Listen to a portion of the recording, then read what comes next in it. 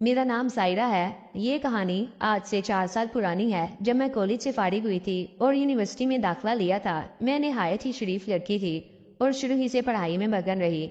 मैंने 10वीं जमात तक तो अपने गांव में ही तालीम हासिल की, लेकिन इसके बाद यूनिवर्सिटी के लिए भाई ने बताया कि आसपास कोई भी अच्छी यूनिवर्सिटी नहीं है। तुम्हें अच्छी तालीम के लिए गाँव से बाहर शहर जाना पड़ेगा और वहाँ पढ़ना होगा। मेरे घर वालों ने कभी भी मुझ पर कोई रोक टोक नहीं की थी।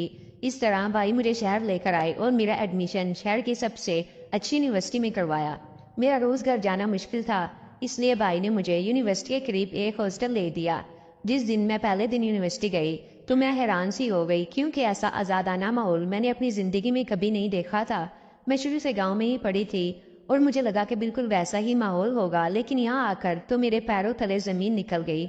मुझे ये तो मालूम था कि लड़कियाँ और लड़के साथ पढ़ाई करते हैं। मैंने सोचा इसमें कौन सी बड़ी बात है, लेकिन हकीकत तो कुछ और ही थी।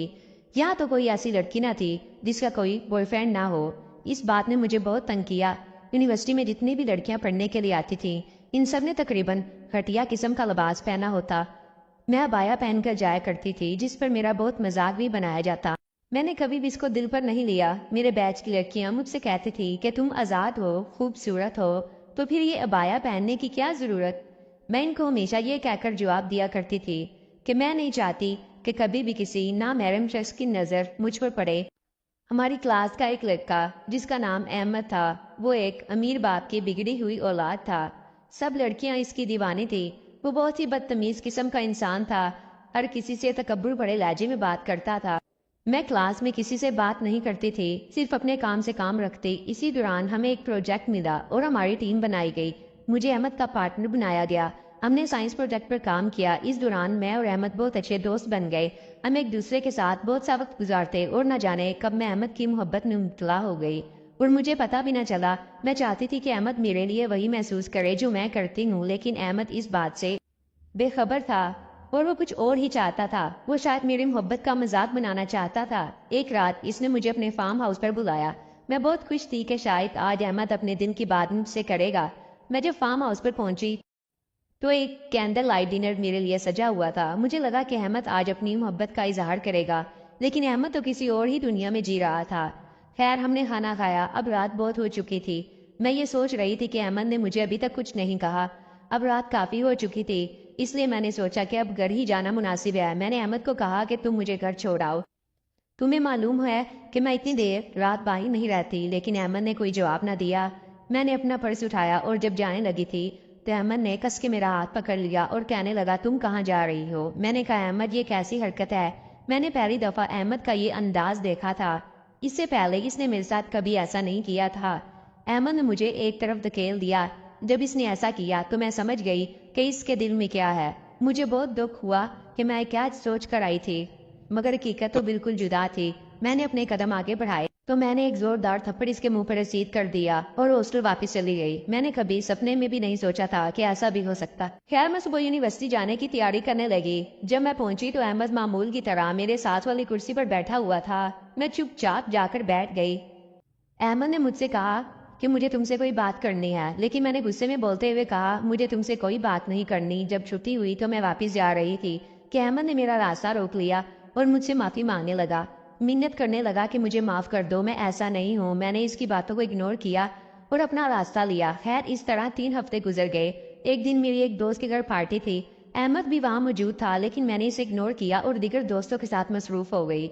मैं ताज़ा हवा खाने के लिए छत पर जा रही थी, लेकिन जब मैं ऊपर पहुंचने लगी तो मुझे किसी के रोने की आवाज़ें आ रही थी। मैं काफ़ी हैरान हुई।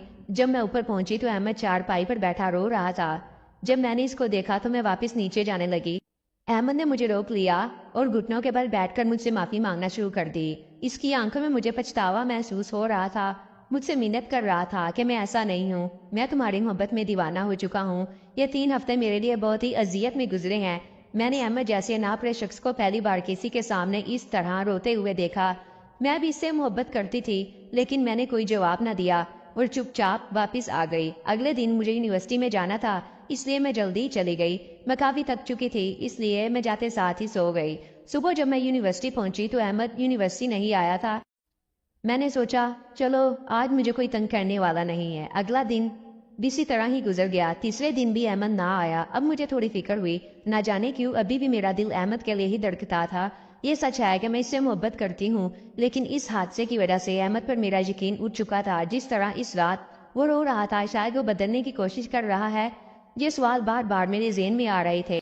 मुझे पूछने पर पता चला कि अहमद पार्टी वाली रात से गायब है और इसने अपने आप को कमरे में बंद कर लिया है। जैसे ही मुझे ये पता चला, पहले तो मैंने सोचा मुझे इससे क्या, लेकिन मेरा खुद पर कंट्रोल खत्म हो गया।